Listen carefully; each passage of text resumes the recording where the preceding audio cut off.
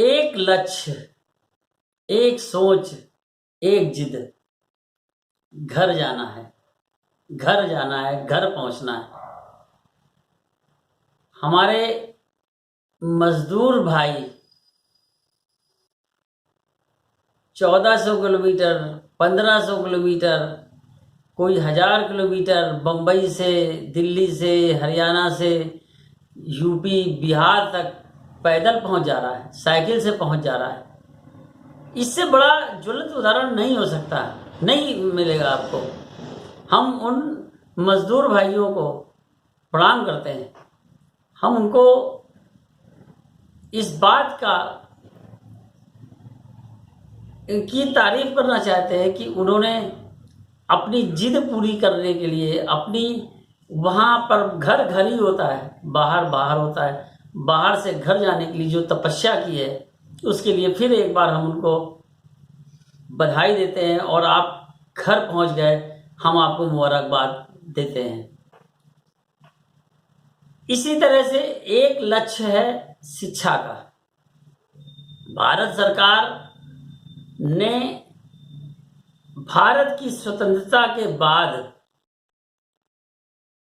और संविधान पास होने के बाद इतने सालों में केवल एक सुधार किया है। आपको जानकर आश्चर्य होगा, वो अटल बिहारी वाजपेयी जी की शायद गवर्नमेंट थी, उसमें ये सुधार हुआ कि कुछ बच्चों को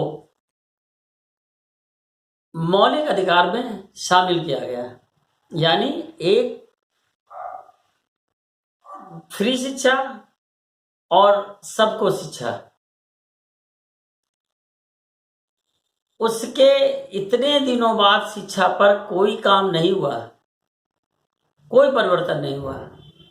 जो अंग्रेज शिक्षा दे गए थे उसी पैटर्न पे हम लोग चलते चले आए, और कोई प्रयास जो किए गए बीच बीच में किए गए, लेकिन एक जो बड़ा प्रयास अब नई शिक्षा नीति 2019 अक्टूबर में आने वाली थी, वो नहीं आ पाई। ड्राफ्ट सौंप दिया था गवर्नमेंट को, लेकिन गवर्नमेंट उसमें ऑब्जेक्शंस मांगे थे, वो ऑब्जेक्शंस लोगों ने नहीं दिए या पूरे नहीं हो पाए, उसमें ऑब्जेक्शन खड़ा कर दिया कुछ लैंग्वेज पे, वो लागू नहीं हो पाई। आज वही शिक्षा नीति इसी महीने हमको सूचना आई है, या सूचना है हमको कि शायद सरकार उसको, उस ड्राफ्ट को इस बार इस महीने संसद में पेश करे और बहस करा करके इसको पास करे। बहुत परिवर्तन उसमें किए गए हैं, सुझाव दिए गए हैं, सरकार को उसको लागू करना है। सरकार उसको लागू कितने हद तक करती है या क्या क्या किन किन सुझावों को लागू करती है, ये तो सरकार का काम है, सरकार सोचेगी, इस पे बहस भी होगी, बातचीत भी होगी। हमारे आत्मबल निर्माण संगठन एएनएस ने एक आंदोलन चलाया। पिछले 2 साल पहले जो आंदोलन चलाया था वो समान शिक्षा पे आंदोलन था, यानी वन नेशन वन एजुकेशन, या इसको एक देश एक किताब भी कह सकते हैं, या ऐसा कह सकते हैं कि पूरे देश में एक पाठ्यक्रम को लागू किया जाए। हमारी डिमांड क्या है? पहली डिमांड तो हमारी ये है कि सीबीएसई बोर्ड, जो पूरा केंद्रीय बोर्ड है, सरकार का केंद्रीय बोर्ड है, जिसमें कि नवोदय विद्यालय आते हैं और केंद्र के सारे विद्यालय उसमें आते हैं, उसमें समान रूप से पूरे देश में एक ही शिक्षा प्रणाली है, मतलब एक ही किताबें पढ़ाई जाती है, एक ही पाठ्यक्रम पढ़ाया जाता है। हम उनसे कहते हैं, सरकार से ये अपेक्षा करते हैं, सरकार को ये सलाह देते हैं, सरकार से ये कहना चाहते हैं कि आप पूरे देश में सारे स्टेट में उसी सीबीएसई पैटर्न को, चाहे वो कॉन्वेंट स्कूल हो, चाहे वो प्राइवेट स्कूल हो, चाहे वो पब्लिक स्कूल हो, चाहे वो सरकारी स्कूल हो, किसी भी स्टेट में, पूरे देश में सीबीएसई बोर्ड का पाठ्यक्रम आप समान रूप से लागू कर दीजिए। समान शिक्षा की जहां बात की जाती है तो समान शिक्षा व्यवस्था की भी बात की जाती है, अर्थात उसमें जो टीचर्स की भर्ती हो, जो पढ़ाने का जो भी सिस्टम हो, वो भी समान रूप से लागू किया जाना चाहिए। आपको शॉर्ट में 2-3 चीजें बताऊंगा। एक तो एनसीईआरटी की किताबें समान रूप से लागू हो जाएंगी। दूसरा, जो किसान भाई हमारे हैं या जो मजदूर भाई हैं या जो गरीब तबका है हमारा, वो उससे लाभान्वित हो जाएगा। उसको एक किताबों के बंडल बड़े बड़े नहीं खरीदने पड़ेंगे। एनसीईआरटी की किताबें सस्ते में मिल जाएंगी या सरकार फ्री में दे दे, उसको ही केवल खरीदना पड़ेगा और कोई बर्डन नहीं आएगा।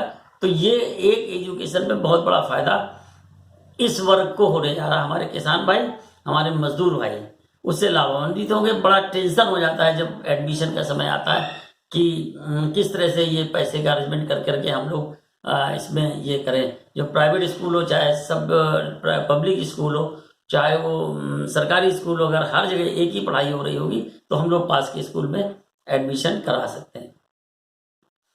दूसरी बात, हम ये चाहते हैं कि जब बच्चा एग्जाम देने जाए तो बोर्ड के एग्जाम में उसकी कॉपी, आंसर कॉपी जो होती है उसकी वहीं पर तत्काल फोटो कॉपी करा करके अटेस्ट करें।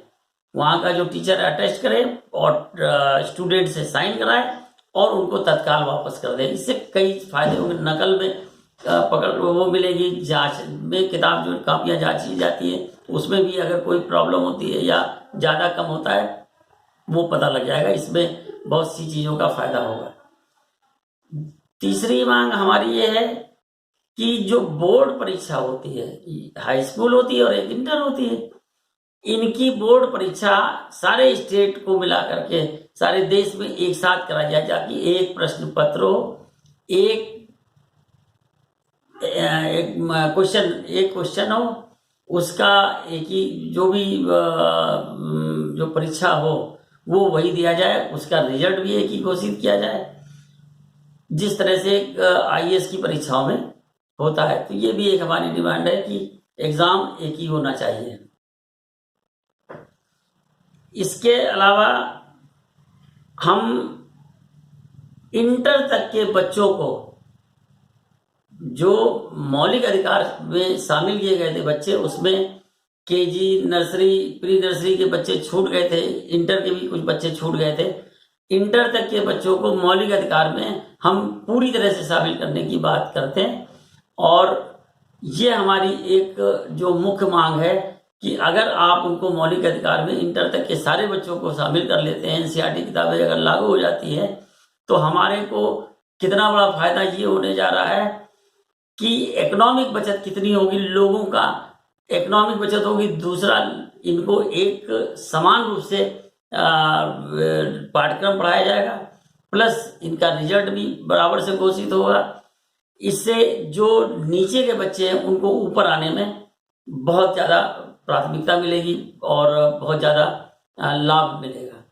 इसलिए हम आप लोगों से निवेदन करना चाहते हैं कि हमारे इस आंदोलन को आप आगे से बढ़ाएं, ज़्यादा से ज़्यादा बढ़ाएं, क्योंकि नई शिक्षा नीति लागू होने जा रही है। अगर ये लागू हो गई तो फिर उसके बाद पता नहीं कब सुधार होंगे, हम नहीं जानते। इसी शिक्षा नीति में सुधार करने के लिए अगर आप लोग हमारे से सहमत हैं, हमारी बात से सहमत हैं, तो आप लोग ज़्यादा से ज़्यादा इसको शेयर करें और मोदी जी तक इस बात को पहुंचाएं और हमारे एजुकेशन मिनिस्टर जी तक इस बात को पहुंचाएं ताकि हमारी इन मांगों को उसमें सम्मिलित किया जाए।